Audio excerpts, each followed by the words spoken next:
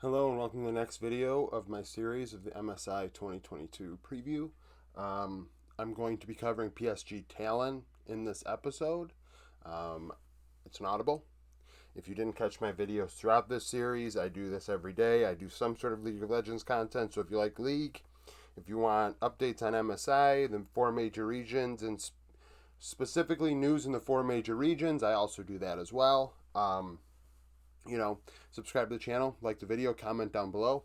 Like I said yesterday, though, PSG I had fifth, but then I looked closer at it, and really, this team might not be the best smaller region team going into this tournament. Years past, it has been. Last year, they finished third, fourth. Hanabi, Unified, and Kaiwing from that team. Well, actually, Unified was not, but Kaiwing and Hanabi were.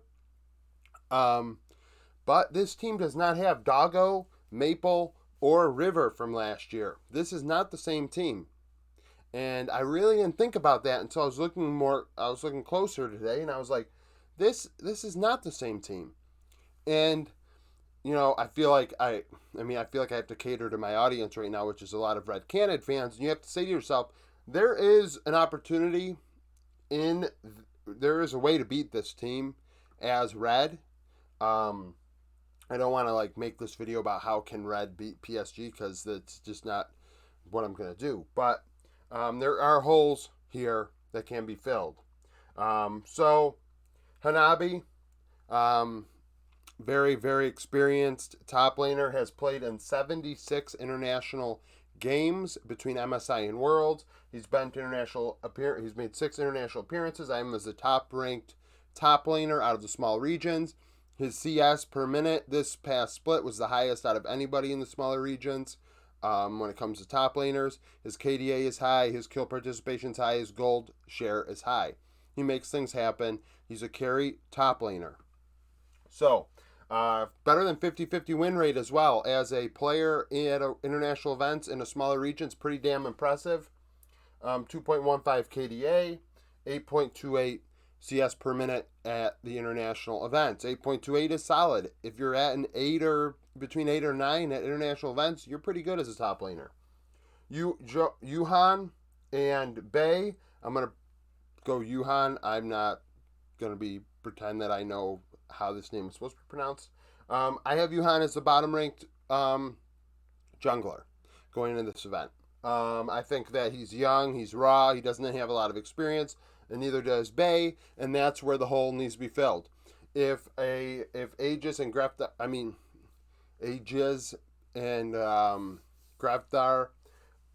do well in this tournament as a jungle mid duo, which is a lot because mid lane as a whole on Red, for example, if they can take advantage of that, all of a sudden there's a possibility for second place in this group, in my opinion. But I'll get to that next week specifically. Now, Unified Kaiwing. Kaiwing's been to quite a few international events as well. 5, Unified 4. They were together with Hong Kong Attitude in 2017. Excuse me.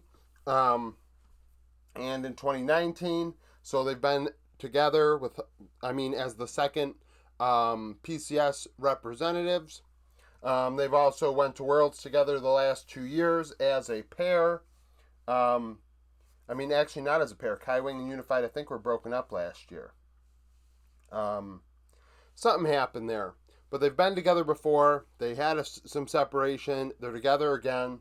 Kaiwing, I believe, is a very, very good support. I have him 6th, the second ranked support out of the smaller regions. That's because his kill participation is the highest. His KDA is the second, I believe is also the highest, maybe. He makes things happen. He doesn't die a lot. He's very solid. Obviously, my KDA numbers are not matching KDA numbers you see everywhere. I prefer considering assists as half as much as kills, where your KDA stats that you normally see count kills and assists the same. I do not. So 2.84, 2.2, we just, KDA is whatever. But when you look at Unified specifically, 9.02 CS per minute internationally. That's at the lower end of where you want to be. 9 to 10 is where you have to be even competitive, in my opinion. So 902 is okay. He's played a long time. but he's not Doggo, and they had Doggo last year. So is this team going to be able to compete? I mean, it's going to be able to compete, but I don't think it's the third, fourth team from last year. Could it surprise us? Yes, but these three being in here, it's not the same team anymore. It really isn't. Hanabi and Kaiwin can only do so much. Unified is not like a young stud that's all of a sudden coming out of no man's land and maybe can perform well. Like we know what Unified is. So, as a team, I don't, what are you going to get out of PSG? PSG should finish second, but like I said, there's a hole in that in this team where Red or even Istanbul could, make things happen. This is probably the most experienced team out of the smaller regions. I haven't gotten to Detonation Focus Me, but I'm pretty sure they don't have any. Evie's played a long time, so Evie's got a lot of experience, but I don't know if everybody else does. Where I knew who Hanabi, Unified, and Kaiwing were. I didn't know Yuhan and Bay. I didn't know what they had to offer, and they don't have anything to show internationally. They have very little pro experience to begin with, so this is going to be a big challenge for them. This is going to be a moment. This is a moment for a lot of players in the smaller regions. There are a lot of zeros. This board has not been full for many teams in this in this series. So, there are a lot of people that are coming in for their first opportunities to showcase to the world what they have to offer at MSI, and then hopefully can double down on it at Worlds and come back even more experienced. Because that's what this is about, right? MSI. We want to win MSI, but at the same time, MSI is a precursor to Worlds. Where are you at right now in between splits? How do you stack up? Do you have to do something else? And these teams are not going to swap out players and make roster moves from now until summer. I'd hope not. If teams are making roster moves after making MSI, I think they have a problem with their coaching staff. But the coaching staff is the issue at that point. You need to have a coach that knows how to adapt now to what the international teams are going to do. How are scrims going leading into the event? PSG is going to be getting scrims against good teams because they are, historically very good. But they don't have their coach anymore either. So now are they getting those scrims? I don't know. Are they only getting scrims against smaller regions? And if that's the case, are they going to improve? I think Hanabi might be just, doing very, very well in top lane against these smaller teams, unless teams are willing to, and not only do this, but do it well. Have a weak side top laner that does not die, that does not make mistakes, that can still CS pretty decently, and play a champion that has relevance in the later stages of the game. But, that's pretty much it on PSG. I really was hoping PSG would be better on paper, but really actually looking at it, there are holes that need to be filled. If you watch the PCS this split, can you give me a little bit of feedback on Yuhan and Bay?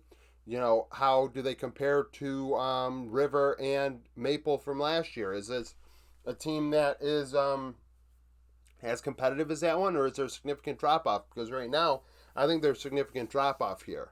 Subscribe to the channel if you want more content, like I said when this video started.